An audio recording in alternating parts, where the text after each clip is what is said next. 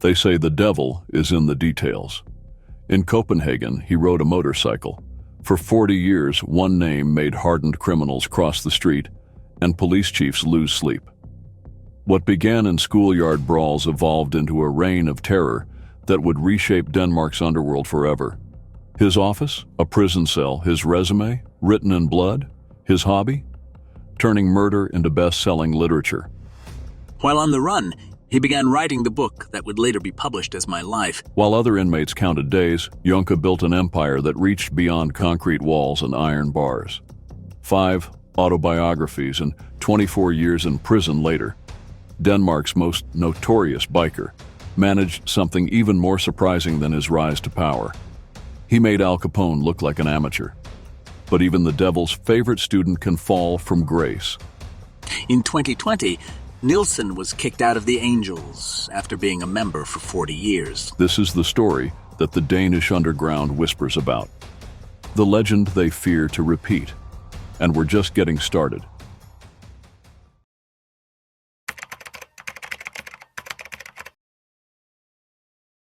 Some kids dream of becoming astronauts or doctors. But what drives a child to choose violence as his playground? For Jorn Nielsen, the answer was simple. He just wanted to perfect the art of making people regret meeting him. June 5th, 1960, while decent folks in Copenhagen were enjoying their summer picnics and ice cream, the Nielsen family welcomed their bundle of trouble. The nurses probably should have noticed something was off when the baby's first cry made 3 other infants stop crying and hand over their pacifiers. Little Jorn would soon earn his nickname, Jonke, and a reputation that made hardened criminals cross the street when they saw him coming. In fact, the kid had a special talent for violence that didn't exactly make the school newsletter's highlight reel. He was a troublemaker from a young age and was known as the ringleader in his school, and eventually got kicked out. By 15, while his classmates were discovering girls in awkward school dances, Jonke was mastering what he called barroom diplomacy, a fascinating negotiation technique that usually ended with someone counting their remaining teeth.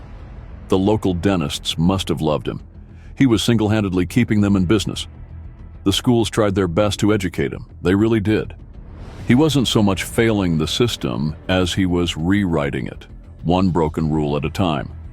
Even his parents eventually threw in the towel, kicking him out. Parent of the Year awards were notably absent from the Nielsen household that season. Altså, jeg har haft nogle diskussioner med da jeg var yngre med mine forældre, på et tidspunkt, hvor de har sagt, hvis du har den attitude, så rører du i fængsel, når du bliver stor, ikke? Og så sagde jeg, så tager jeg også bare det. Det har jeg været ude for, da jeg var 16-17 år. Så det har ikke været sådan helt uventet, men det har jeg taget med. The Dirty Eagles motorcycle gang became his new family. Think Hell's Angels with training wheels. At just 15 years old, Nielsen found himself in trouble with the law after a bar brawl. He got expelled from school again and began hanging out with the notorious Dirty Eagles from the Gentofte Day and Vangeed areas. But Nielsen's parents were not happy with their son's activities, and they kicked him out of their home. Although Jonke wasn't interested in staying in the minor leagues for long. In March of 1977, his motorcycle club became hangarounds for the Nomads, and an alliance was formed with Iron Skulls and Galloping Goose. In 1978, he earned his first major achievement, a 2.5-year prison sentence for turning someone's face into what he probably called contemporary art during a bar fight. Mig og 2 andre brødre, vi er på ferie på Bornholm, og der en aften nede på et værtshus, der blev vi provokeret. Og det ender så i et gevaldigt slagsmål, og der er en 10-12 stykker imod os, 3-4 stykker. Og det, jeg må sige det som på det tidspunkt, hvor jeg er en 18-årig knægt, ikke? Og vi havde fået en ordentlig røvfuld, hvis jeg ikke havde brugt en kniv, ikke? Og det gjorde jeg så. Most people would take a prison sentence as a sign to reconsider their life choices. Jonke took it as career counseling. Fresh out of prison in 1980, with a resume that would make a parole officer need a drink, he decided Denmark needed its first Hell's Angels chapter. Because clearly, what Copenhagen lacked was organized mayhem. The city had its share of criminals, sure. A huge turning point came in Nielsen's life when his club was accepted as a chapter in Hell's Angels in December 1980. Nielsen was proud and happy. A dream had come true. They became the first Hells Angels chapter in Scandinavia. But how do you stand out in a world where violence is just another business transaction? Junke was about to show them what happened when you took natural talent, added a complete disregard for human decency, and topped it off with the kind of ambition that made Napoleon look unmotivated. And who could have predicted that this was only the beginning of a reign that would span 4 decades? A monster was born. Maybe. But this was just the first chapter in a story that would make Danish crime history look like a bedtime tale. And unlike those stories, nobody was getting tucked in safely at the end of this one.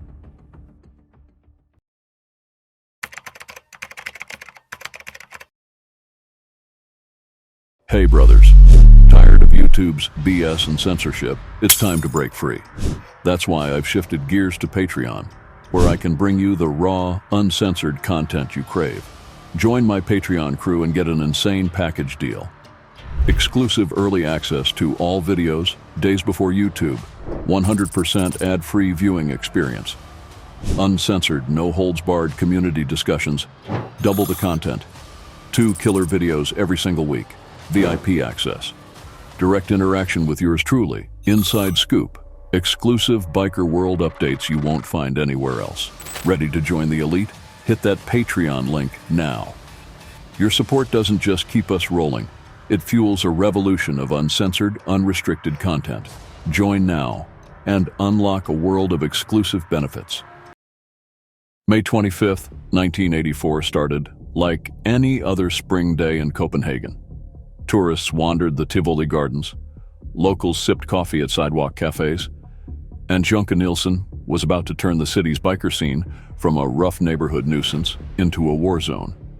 The Hells Angels and Bullshit MC had been engaged in what the papers politely called territorial disputes. In fact, calling it a dispute was like calling a tsunami a slight drizzle. Hells Angels were at the top of the biker hierarchy, and no one commanded more respect than them. Hells Angels now starts to target the president of their rivals, and Nielsen offers to be the assassin. Og jeg beslutter mig sådan set til, at det skal være mig, fordi jeg er ung og har tiden for mig. Altså, der er ligesom lys for enden af tunnelen, hvis man ryger i spillet, ikke? Og jeg havde ingen kone, og jeg havde ingen børn på det tidspunkt. Jeg havde en pige, ikke sådan et løst forhold. Det var alt. Hvorimod nogle af de andre medlemmer havde kone og børn. Og så synes jeg, så ville jeg være ham der. The line between organized crime and pure chaos was growing thinner by the day. Junke had grown tired of the usual routine of broken bones and black eyes. Why settle for bruises when you could aim for obituaries? His target was no small fish, either. Henning Makrell Knudsen, Bullshit MC's president. Som præsident for Bullshit bliver Makrell en magtfaktor på Amager, og især på Christiania, hvor der er et lukrativt hashmarked. Livet kører i højeste gear, med masser af sprut og gang i den, men nu er Makrellen allerede en dødsmærket mand. For this special occasion, he selected what he considered a proper Scandinavian antique, a World War II Sten submachine gun.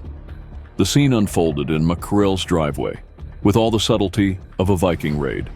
Furthermore, Junke's chosen audience included the man's wife, proving that his talent for inappropriate dinner theater started early. Most criminals try to avoid witnesses. However, Junke treated them like theater critics. The performance went exactly as rehearsed. First came the initial burst of gunfire, precise and methodical. Subsequently, displaying what could only be called professional courtesy, he kicked the body over. The grand finale, a second magazine emptied into his target. Det er Makrellens kone, der opdager mig først. Og da hun ser mig, så er hun godt klar over, hvad det betyder. Så begynder hun at skrige. Og så opdager han mig også, og så begynder han også at skrige lidt. Begynder at hoppe ud af sin dør, som stadigvæk er åben, og begynder at løbe hen ad siden. Og der sætter jeg mig ned for at dele dem. Jeg vil have dem skilt ad, fordi jeg er overhovedet ikke ude på at ramme hende. Tværtimod, det vil være ret pinligt for mig. Jeg sender en salve på 5-6 skud hen mod midten af vognen, og jeg mener, jeg rammer ham. Han ryger i hvert fald. Og så løber jeg rundt omkring døren, og der hænger han halvvejs ud af døren, og der tømmer jeg maskinpistolen i ham. Og han er død. Og det er meget brutalt, men sådan slår man folk ihjel. The police, unsurprisingly, didn't appreciate his contribution to Copenhagen's performance art scene. They offered Jonke an extended residency in Denmark's finest concrete establishments. The police launched a massive investigation and soon identified Nielsen as the culprit, but he constantly changed his location in Copenhagen, making it impossible for them to catch him. Nevertheless, his response was unexpected. A casual relocation to Canada, joining Vancouver's East End chapter, the most violent Hells Angels outfit west of the Rockies. Yet here's where the story takes an unexpected turn. While playing hide-and-seek with Interpol, our anti-hero decided to reinvent himself as an author. Mit Liv, My Life, hit Danish bookstores in 1985, painting Jonke as a misunderstood soul trapped in society's cruel machine. As a result, the book became a bestseller, proving that Danish readers either had a remarkable sense of irony or seriously questionable taste in role models.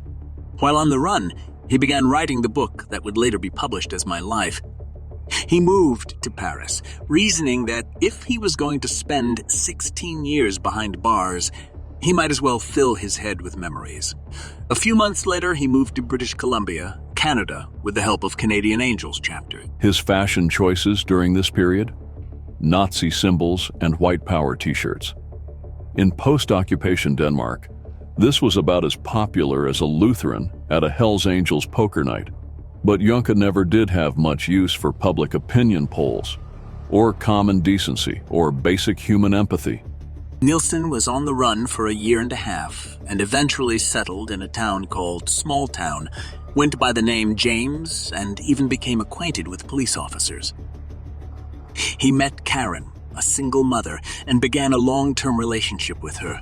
His life started to resemble normalcy, but Nielsen had a dark past that he couldn't ignore. He revealed his true identity to Karen, and it didn't deter her from staying with him. After 2.5 years on the run, Nielsen felt incomplete without his brothers, and he decided to return to Denmark. In the winter of 1988, he contacted a lawyer and arranged to return to Denmark.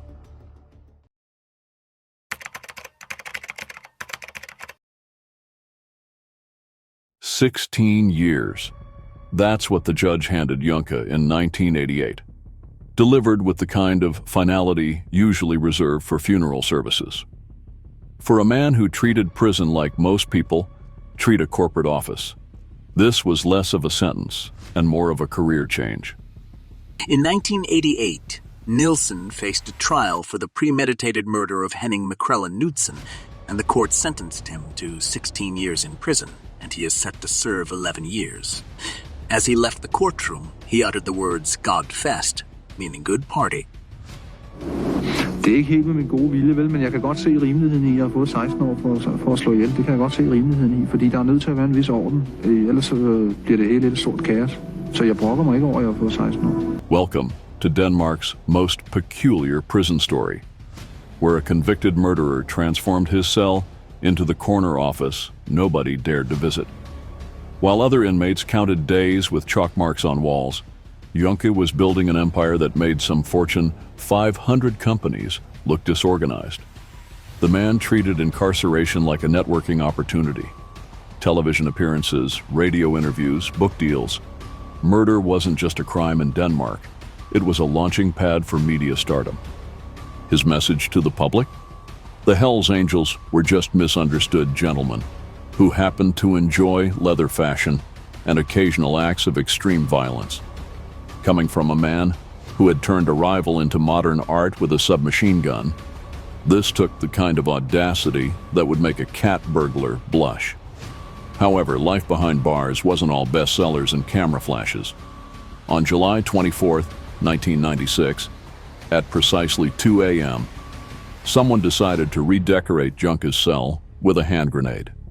The follow-up performance included a symphony of bullets through his door, a wake-up call that would make even the heaviest sleeper reconsider their morning routine. The Great Nordic Biker War had come knocking, and apparently it didn't believe in visiting hours. On July 24th, 1996, at 10:30 in the evening, Nielsen locks himself in his cell, puts on his lucky chain, and lies down on his bunk to sleep. At around 2 o'clock, he wakes up to a violent explosion.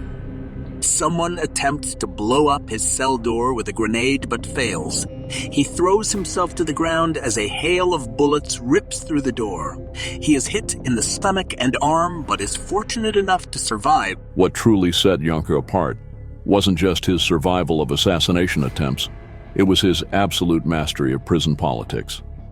He ran his Hells Angels chapter from behind bars, with the efficiency of a CEO and the authority of a general.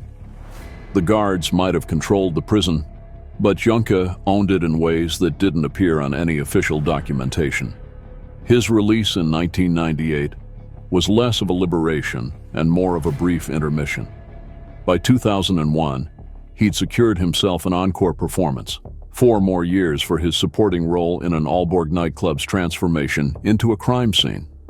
He is released on probation in 1998, but in 2001, he is convicted for complicity in yet another murder, this time at a disco in Aalborg, where he and a probationary member killed Flemming Jensen during a violent brawl.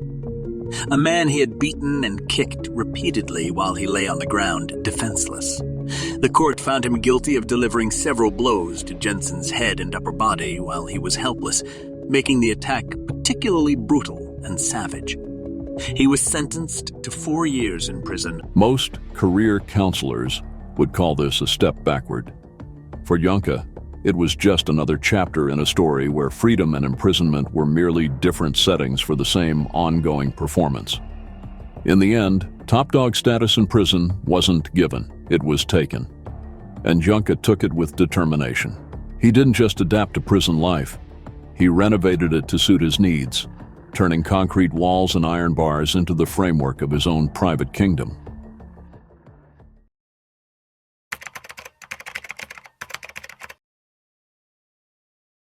Freedom, as Juncker quickly demonstrated, was just another word for finding new people to fight. By 2007, when most men his age were contemplating early retirement and golf memberships, he was still practicing his unique brand of street justice, the kind that kept emergency rooms on speed dial. When he gets out, he continued to be frequently involved in violent clashes with rival biker gangs. In 2007, he was attacked on the streets of Copenhagen, but was subsequently arrested for attacking his assailant. December 27th brought him what could only be called an impromptu performance review. A 22-year-old hotshot decided to test the legend on the streets of Nørrebro, armed with nothing but a knife. Later that same year, Nielsen was involved in yet another violent altercation when he and a friend were attacked by a 22-year-old man with a knife at Nørrebro in Copenhagen. Surprisingly, the kid probably thought he'd make a name for himself. Instead, he made a medical report. Picture the scene. Copenhagen's winter night, streets glistening with frost, and our protagonist taking 2 stabs to the gut. The kind of wounds that would send normal people rushing to update their wills. The attacker stabbed him twice in the abdomen, but was himself attacked and stabbed by Nielsen's friend. Despite his injuries, Juncker had never bothered with normal. Instead of calling an ambulance, he and his associate decided to provide their young friend with an impromptu lesson in cause and effect. The would-be assassin was found later that night, slumped over a steering wheel just 25 meters from the scene. It was perhaps the shortest getaway in Danish criminal history, and certainly the last one this particular driver would attempt. The 22-year-old was found slumped over the wheel of his car 25 meters from the scene of the fight, having sustained multiple stab wounds. Meanwhile, the police, ever optimistic, tried to pin this educational moment on Juncker. 9 months in custody followed, with enough interrogations to fill a crime novel and sufficient paperwork to deforest half of Sweden. Yet another acquittal followed. Consider this. Either Juncker had the best lawyers in Denmark, or Lady Justice had developed a peculiar soft spot for aging bikers in leather. As time passed, our protagonist had evolved into Denmark's resident philosopher of violence. His acquittal came after a mental examination revealed that he was neither too sick nor too dangerous to serve his sentence. Nevertheless, his reputation as a brutal and violent biker persisted. Television producers couldn't get enough of him. Journalists treated his words like prophecies. He had become a leather-clad sage, dispensing wisdom about street life between bouts of what he presumably called conflict resolution. In the final analysis, time, which mellows most men like fine wine, had aged Junka more like nitroglycerin, stable enough to handle carefully, but still capable of taking out a city block if mishandled. His version of retirement planning didn't involve stocks or bonds, just an ever-growing list of people who learned the hard way that legends don't fade quietly.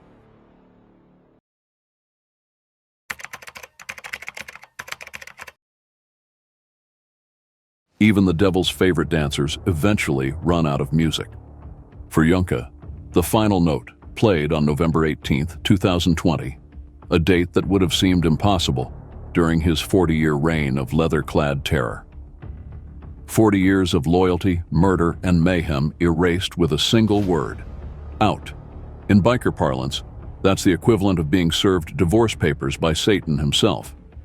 Surprisingly, the Hells Angels, the club he'd helped build from Danish dirt into a criminal empire, showed him the door with all the ceremony of taking out yesterday's trash. Bad standing biker parlance for "don't let the door hit you where the death's head tattoo used to be." Despite his legendary status, the man who'd turned Copenhagen streets into his personal chessboard got checkmated by something as mundane as club politics. The official story read like a corporate dismissal notice, no longer meeting attendance requirements. And in an interview in the newspaper Avison, he says, "It was probably because I was no longer as much present in the club as before. A small group managed to sneak up on me, and I was thrown out in a way that most of all resembled a coup." Yet beneath this bureaucratic veneer lay a darker truth, buried somewhere between the bullet casings and broken promises that had paved Junka's 4-decade career in mayhem. Meanwhile, whispers placed him in New Zealand, about as far from Copenhagen's mean streets as geography allows. Self-imposed exile, they called it, though strategic retreat might be more accurate for a man who never did anything without calculating the angles. As time passed, some claimed he was plotting his comeback, while others insisted he'd finally found peace. In the end, the smart money bet on him writing autobiography number 6, because why let a little thing like banishment get in the way of a good story? Consider it Denmark's longest-running crime drama finally getting canceled. The ratings were spectacular, the violence unprecedented, but eventually, even the worst villains get written off the script. In the final analysis, Junka's legacy became a trail of blood, a stack of books that made him more famous than infamous, and a cautionary tale about loyalty in a world where even angels wear brass knuckles. Ultimately, the biggest betrayal didn't come at the end of a gun or in a prison yard. It came from the family he chose, the one he'd killed for, bled for, and eventually got discarded by. The final irony? The master of violence undone not by a bullet or a blade, but by a committee decision. Somewhere in New Zealand, one has to wonder if Junka appreciates the dark humor in that. Though given his history, he's probably too busy planning his next chapter to laugh.